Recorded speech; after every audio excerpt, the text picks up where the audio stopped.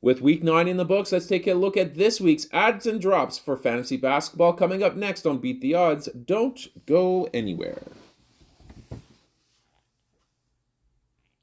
Hello, sports fans. Welcome back to another episode of Beat the Odds. We are going to be doing the over-under report here for week 9 in the fantasy basketball season.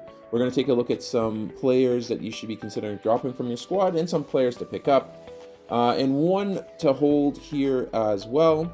We're going to get things started out in LA for the Clippers. John Wall seems to be making an appearance on this episode here quite frequently. 24 minutes per game last week, 9 points, 3.7 rebounds, 5.0 assists on 29% shooting from the field, 67% from the line. For the season, he's playing about 23 minutes, so he's right on par for his minutes per game, but he's in a prolonged shooting slump. He's 38-73, 38% from the field, 73% from the line in the last 30 days. And he took another DNP last week. So if you're a John Wall owner, it must be frustrating. Me, I can't deal with it. He's off my squad. I had a couple of shares, and I just gave up. I can't do it. If you can stomach it there, then you're going to get a good assist rate. There's not much else you're going to be getting from John Wall, I would predict, for the rest of the season. Next up, we have Bones Highland in Denver. 53% owned, 20 minutes per game last week, 11.7 points per game, 1.7 rebounds, 3.0 assists, 42% from the field, 86% from the line. He had a 23.6 assist game here last week, but then he followed that up by posting 12 points and 3 assists combined in the next two. He's a fast player, really exciting to watch, but his ceiling is capped by Jamal Murray's resurgence, and Murray's been doing really well here over the last couple of weeks.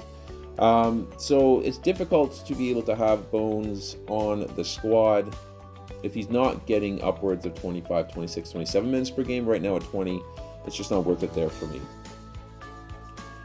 In New Orleans, we're going to be taking a look at Herb Jones. This is somebody that I would consider hanging on to, not necessarily dropping. He's currently owned in 66% of Yahoo leagues. 24 minutes per game last week here, 8.7 points, 2.3 rebounds, 3.3 assists on 53% shooting from the field, 88 from the line. He posted 31 minutes last game. His season average is about 28 minutes. So right now, of course, he's just coming off that ankle injury.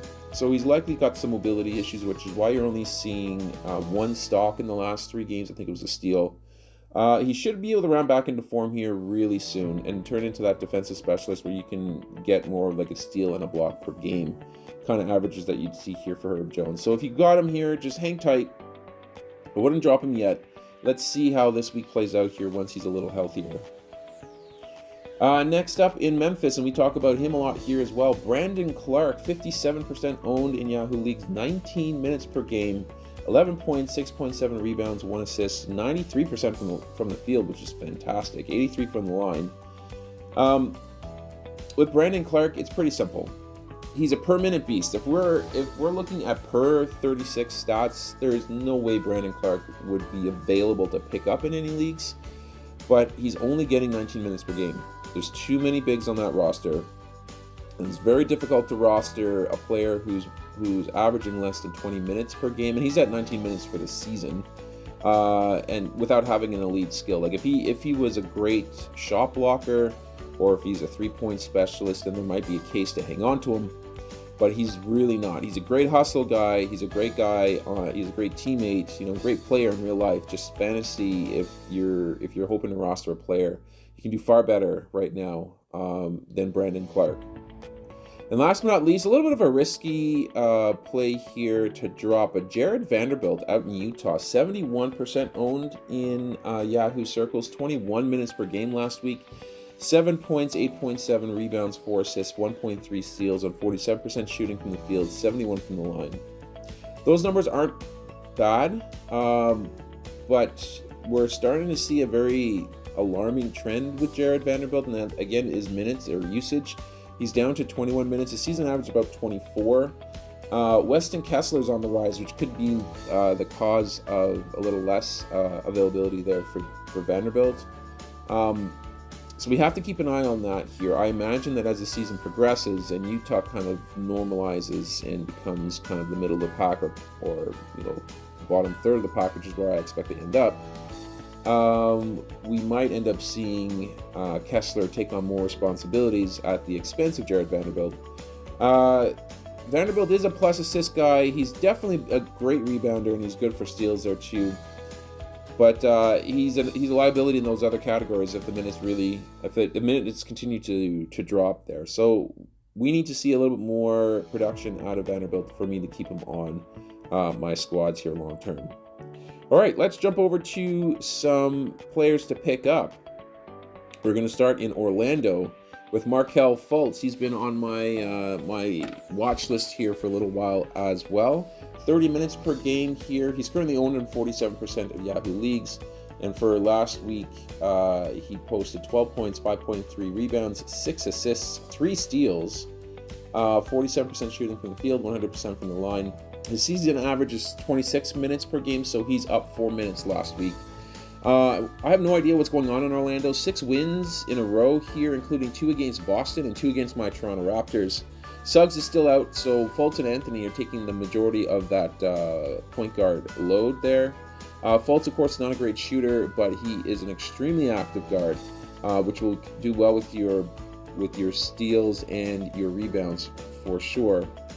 And if you take a look at those last week counting stats, it's very, very playable. So if he's sitting out there in the league and you need to fill a guard spot here, I wouldn't hesitate to pick up Fultz and ride him at least until Jalen Suggs gets back and we see kind of how that timeshare plays out.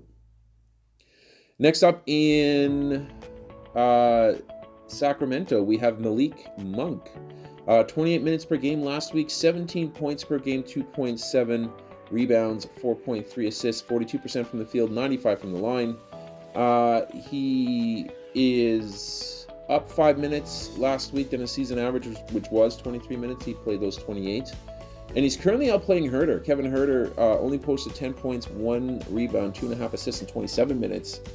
And of course, he's on one of the fastest paced teams in the league. That's going to give Malik Monk a great floor to work with here. Now, his shooting percentages are notoriously not that great, so if you're looking to try and win your league's field goal percentage, you're probably not going to do that with Monk, but he's going to be able to help out in almost every other category outside of that. Next up, we have Kyle Anderson for the Grizzlies. Used to be for the Grizzlies. Now playing for the Timberwolves. 41% owned in Yahoo leagues, 28 minutes per game, 7.5 points, 3.8 rebounds, 3.8 assists, 1.8 steals, 36% shooting from the field, 63 from the line. His current season average is 24 minutes. The reason why Kyle Anderson is on my list for pickups is simply because he's filling in for Karl Anthony Towns until Towns returns sometime in January, hopefully, which gives Kyle Anderson a little bit of playing time there that we can use on our squad. Minutes are key, of course. I preach that all season long, so if you're getting minutes here, you're worth a look. He definitely underwhelmed last week a bit, but he is averaging 9 points, 5 rebounds, 5 assists in 32 minutes since Towns has been injured.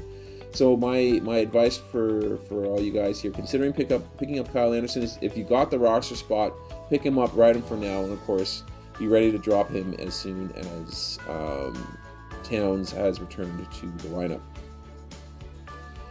Next in LA, we have Austin Reeves, 33 minutes per game, 10.7 points, 4.0 rebounds, 2.3 assists, 1.3 steals, 1.3 blocks on 55 shooting from the field, 100% shooting from the line. 33 minutes per game is huge for Austin Reeves. I'm going to call him Little Country Reeves. For the season, he's averaging 29 minutes, so he's getting some good playing time on this Laker team, and he's all over the place.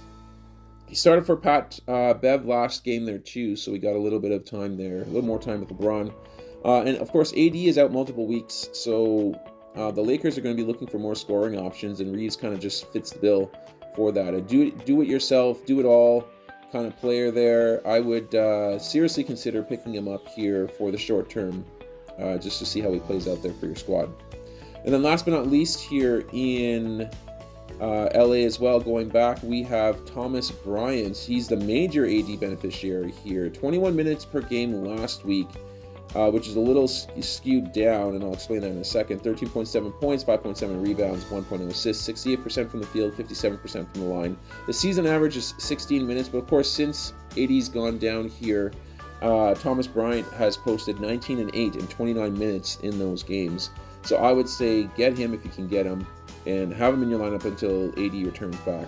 Because really in LA, there's no competition for center minutes behind Thomas Bryant. So you've got great luxury there to basically plug and forget kind of thing here for the next month or so. So go ahead and get him if you can. And that's going to do it here for this episode, guys. Thank you again for watching. We do have a giveaway, which we're going to show you guys that right now. Once we reach 1,000 subscribers, we're going to be giving away this Panini Prism Anthony Edwards Slab PSA 9 for free. Subscribe today. Thanks for watching this episode, guys. We hope you enjoyed it here. Please make sure to leave a like on this video. Subscribe to the channel so that way we can get you in on that giveaway as soon as we hit 1,000 subscribers. And that's going to do it for this one, guys. We're going to sign off for now, but we are going to catch you guys on our next episode.